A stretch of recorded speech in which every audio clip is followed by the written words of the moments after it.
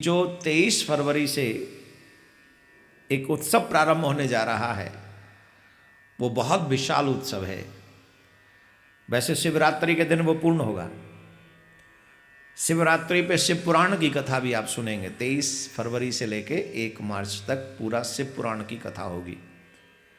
और शिव जी से भी हम प्रार्थना कर, वो भी शिवरात्रि के दिन तो, शिवरात्रि वाले दिन तो पूरा 1.25 लाख पार्थिव शिवलिंग का निर्माण करेंगे। यहाँ पर पार्थिव शिवलिंग के निर्माण करके भी अगर आप चाहें कि भगवान की भक्ति, प्रिया कांजू की भक्ति हमें मिले, तो शिव जी से बड़ा वैष्णव कोई नहीं है। जो राम जी को मानते हैं, जो कृष्ण जी को मानते हैं, जो नारायण को मानते हैं, उन्हें वैष्णव कहा जाता है।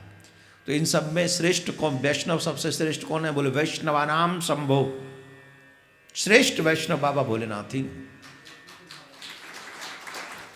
तो हम वैष्णवता उनसे भिक्षा में मांगे।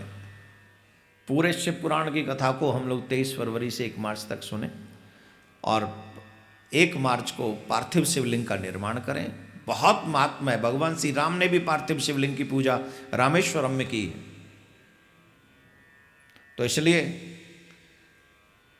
शिव पुराण में हम एक प्रसंग पढ़ रहे थे, भगवान श्री श्याम सुंदर ने भी बाबा भोलेनाथ की तपस्या की है।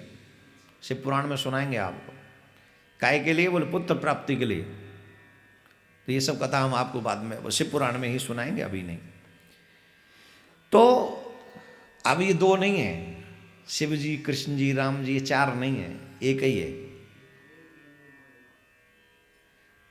तो ये आते किस लिए अनेक रूपों में? बोले जैसे आपको घर में कोई कह दे कि ये तो दीपक है, फलाना, बोल के ये तो दीप प्रकाश सिंह है, घर का दीपक दीप प्रकाश सिंह हो गया।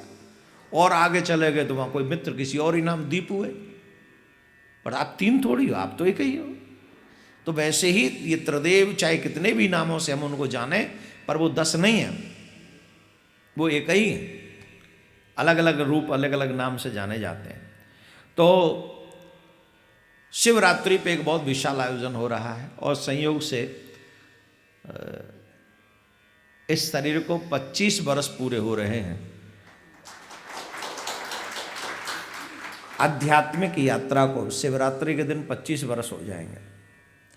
तो मैं आप सबसे आग्रह कर रहा हूँ, इन 25 वर्षों में जिन जिन लोगों को कभी लगा हो कि ये शरीर कभी आपके काम आया है, या जिन जिन के हम कभी गए हों, या आप यहाँ आए हों, या कभी भी ये न के न प्रकार हमारा आपका मिलना हुआ हो इस आध्यात्मिक यात्रा में, तो उन दिनों में आप एक दिन आकर, वैसे तो शिव पुराण की पूरी कथा सुनना चाहें तो अवश्य सुनिए, यहाँ बैठ के सुनिए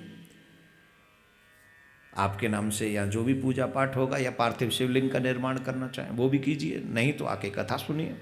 लेकिन हमारी इच्छा यह है कि इन दिनों में सबका दर्शन हो, सबसे मिला जाए। तो हम तो सिर्फ आग्रह ही कर सकते हैं, डिपेंड तो आप ही के ऊपर है कि आप आएंगे कि नहीं आएंगे, आना चाहेंगे कि नहीं आना चाहेंगे। लेकिन अब धीरे धीरे कोरोना भी ठंडा पड़ रहा है, तो आप भी थोड़े तेज हो जाइए और आ सकते हैं। राधे राधे बोलना पड़ेगा।